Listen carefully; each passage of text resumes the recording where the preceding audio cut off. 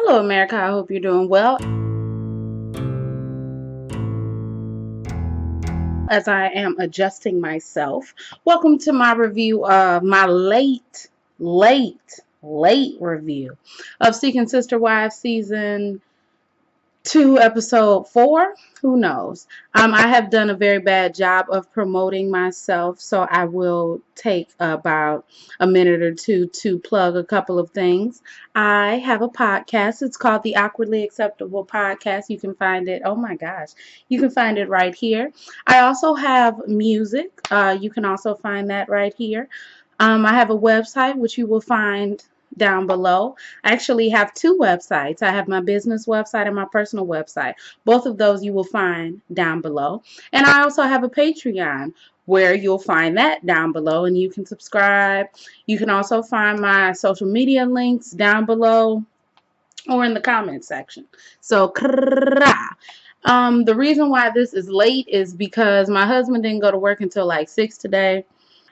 Um, and I mean, I didn't have a tough weekend, but I worked like all weekend and I just wanted to relax and chill and chillax. I haven't done my schoolwork. I haven't studied my songs for my voice lessons on Wednesday. So I ain't even did my eyebrows. Clearly, I do look a mess, but I'm here. Okay. I'm sorry for the boobage that you see. But it took a long time for me to get it, so I might as well show it off. Let's get started. If you see me looking over to this way, the Cavs are playing, and they're not playing a good team. They're playing the Knicks, so the Cavs could potentially win this game. Okay, so if I'm looking, just don't worry about that. Sharice, is that her name? Jeff and Vanessa, they are still waiting for Jennifer to come when the episode opens up. She finally shows up and she has like half eyebrows, which are weird. I mean, never mind. The kids have baked cookies and written her a handwritten letter or whatever. I don't know. I think that's what they did. They might not have done that. Who knows? Okay, I wasn't really paying attention. She hasn't been in a polygamous relationship, but she was around them growing up, so she's very comfortable with a V. Vanessa says that she's easy to talk to and she's easy to laugh with. Jeff, however, says that she's a good time, but he does not like the behavior that she brings out in Sharice or Shari, whatever, in S and in Vanessa. And I don't understand what that means. Also, my back hurts a lot. I do have a disc protrusion, a thoracic disc protrusion in my T4, T5. So, if you see me moving around, just blame that. Don't blame me, okay? I had no idea what Jeff was talking about when he said she's a handful, because what that sounds like to me is that you want some demure bitches. And Jennifer is not as demure as you like your women. So you can see a revolution starting. Jennifer saying, hey, you don't need to take this shit from this man. And then Sharice, Sheriff, and Vanessa like, yeah, you right. And you losing all three of your wives. Is that what you see happening? Because I don't understand what he meant by that. Jeff and Jennifer decide to have a one-on-one date, and they are going to go. It's like The Bachelor.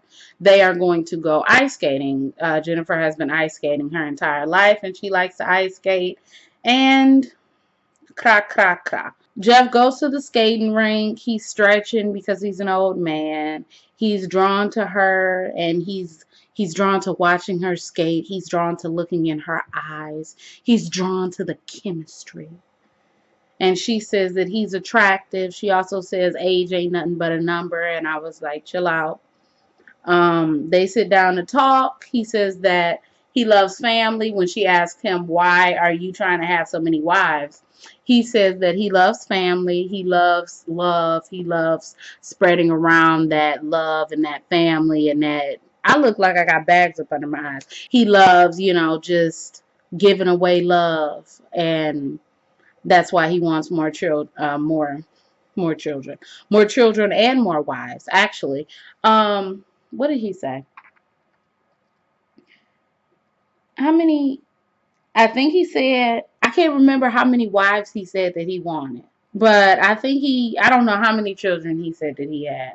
I want to say he had 12 children, but I'm thinking that that's not right. So I don't know how many children that he has, but he has a lot and two wives. He wants more wives. He wants more kids. She says that she does want children, but she doesn't know how many that she wants. Maybe ask her after she's had a baby, because she doesn't want to do anything wrong with the babies that, are already there. She wants to be whatever. I don't know. Some bullshit. She's excited. She is very excited to step into a relationship that's already established and a home that's already established, and that excites her. Okay, I don't know if I said excited, but it excites her. And the reason why I'm saying this is because I don't understand. You are She said that her monogamous relationships didn't fulfill her. I was going to say something, but I don't really give a darn. A darn. That's me spelling out darn. They go out after their date, and then Jennifer gets a call, and Jennifer is over there smoking a cigarette. And then we find out that, like, on the next episode, she's going to say that she has a family emergency, and Jeff doesn't know if she's lying or not. That's a whole story. Moving on to Bernie and Paige. I kept calling Paige his wife because I didn't know Paige's name. But I thought that I would like Bernie and Paige, or I thought that I would like Bernie. He seems like, a nice guy or whatever.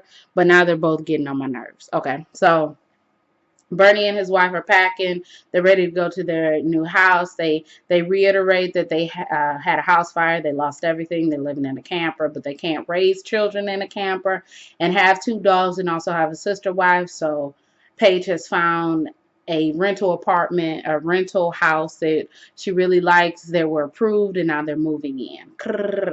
The house is nice. It's a 3-bedroom house, hardwood floors, everything. My mother loved a good hardwood floor house, okay? And so do I. The house was nice. It was like a ranch style, if I'm not mistaken. I'm not really a fan of a ranch because it's all on one level, but to each their own. I guess it's better than living in a camper, but whatever. The house has 3 bedrooms. The 2 boys will have their own bedroom, and then obviously husband and wife will share a bedroom.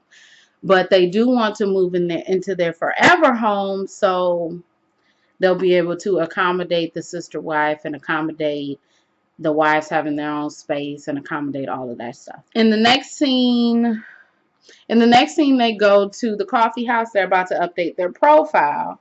And Paige is like, I need you to help me with this. Bernie says, oh, you don't need my help, boo, because I've already done it for you. He opened up that damn laptop. He goes to that damn online profile, and it is a picture of him with some glasses on. And I don't know what the background was, but the background definitely wasn't him and his wife, nor was the profile picture him and his wife. So I was like, I'm gonna have to give you a point right there, Bernie, because that's some fucked up shit. I don't know what you're planning. Paige said Bernie is getting a little bit too ahead of himself in this whole conquest to find another woman, so she's gonna have to reel him back. She then is like, hey homie, you don't want a picture of both of us? He's like, oh yeah, you're absolutely right, I just picked the first picture that I saw. That's a damn lie. How can you pick the first picture that you saw if you know that you're looking for a sister wife or another wife, and also a sister wife for your wife, your first wife? That nigga trying to get some on the side, okay? That's all I got to say. Paige says that she's found her voice now. She feels more in control of, saying, hey, I don't like you to do this. I don't like you to do that. It's just weird to me because Paige still says that She fully thinks that this is something that they should do. She fully thinks that this is where their life path should be going, but it just doesn't seem like she believes herself. It's like she keeps telling herself over and over and over and over again, but it's not really like she don't really want this shit. That's all I gotta say. Oh, and also we see in the next episode, he was texting some woman talking about, the woman said, I can please a man. And he like, well, I need you to see, I need to see how you can please a man. And Paige says that that's borderline cheating. Well, then tell that nigga, look at me. This all you getting. Like a regular marriage. But you the one who led you led homie to this woman's DMs. So now you're mad that he's in the DMs. I don't get it. I'm confused. I'm confuzzled. Moving on. We got Colton, Sophie, and Tammy. Here we go with this same dumb stuff. They go out to the farmer's market. They start to open their mouths and say, yeah, me and my wives. Yeah, me and my husband and my sister wife. Nobody gives a fuck. Okay, they hyped this stuff up like they were gonna go to that farmers market in that community, in that small southern Utah community, and people were gonna be like, "Go back home. You're an abomination." No one said that. Nobody said anything to them. Nobody looked at them sideways. The man who had the, what was it, turtles? Was it turtles? I think it was turtles. He was just like, okay. Are you going to buy a turtle? Because I could care less about you, your first or your second wife, if you're not going to buy a turtle. Then he goes to the other table where they sell cheese, and oh, that man happens to be a polygamist. He got 2 wives and 12 kids. That's where I got the 12 kids from. First of all, can you say that's a producer filling in for a real person? Because you just so happen to go to somebody. Sophie opens up her big ass mouth and tells them, that's not David Nwaba, and tells them, oh, this is the first time that we're going out as a family.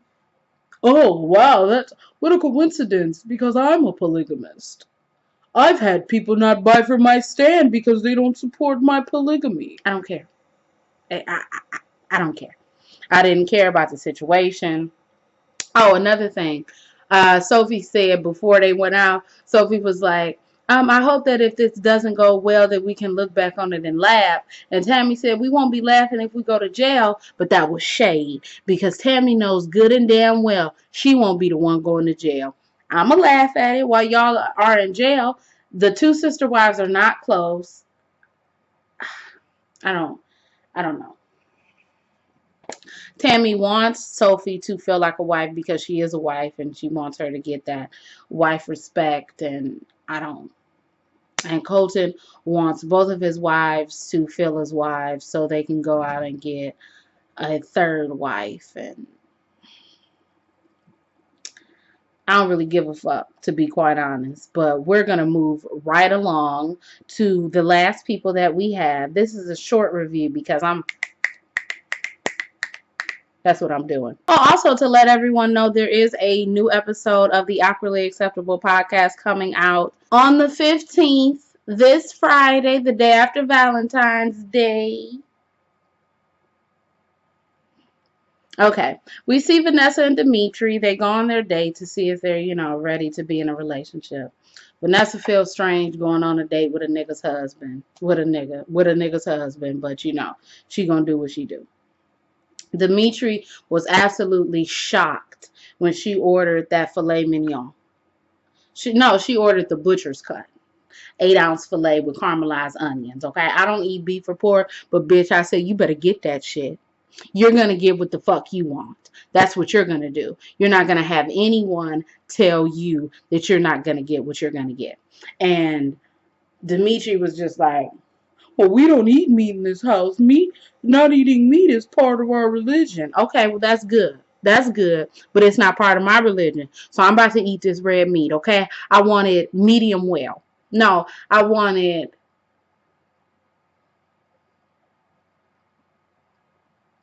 pink. Okay, I want it pink inside because I want to cut it open and I want them to look at it and I want to do like that. Fresh cow. That's what I want to do.